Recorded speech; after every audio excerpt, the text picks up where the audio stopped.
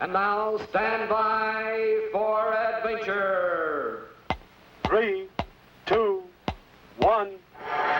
In the exciting story of building an island base.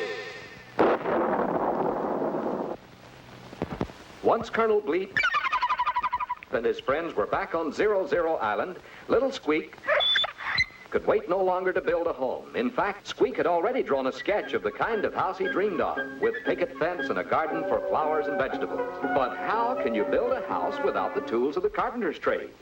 You know, a carpenter is an expert in the use of hammers and saws and planes and chisels. But Squeak and Scratch had no tools. However, they did have Colonel Bleep, who brought with him from outer space atomic energy. The power of the future, stronger even than atomic energy. And so, Bleep threw the F-energizer switch. And suddenly there was a beautiful little house for Squeak with a huge cave underneath for Scratch. And completely covering the entire island was a gigantic plastic-like dome to protect them from bad weather and insects, and which would also serve as a giant laboratory for Bleep's experiments and research.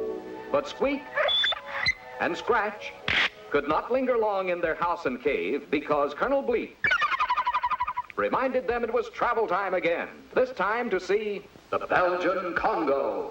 Here we go!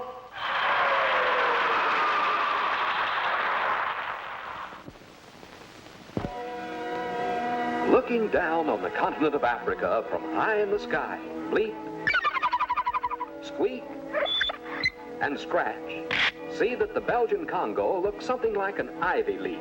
The stem touches the Atlantic Ocean on the west, and the central vein of the leaf is formed by the Congo River, which curves some 3,000 miles into the interior and is the only river in the world that crosses the equator twice.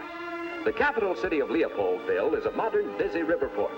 Half of the Belgian Congo is covered by dense equatorial jungle, with a temperature in the 80s almost every day of the year. If Bleep and his friends were to crash in this land, they would find jungles that are almost useless to man.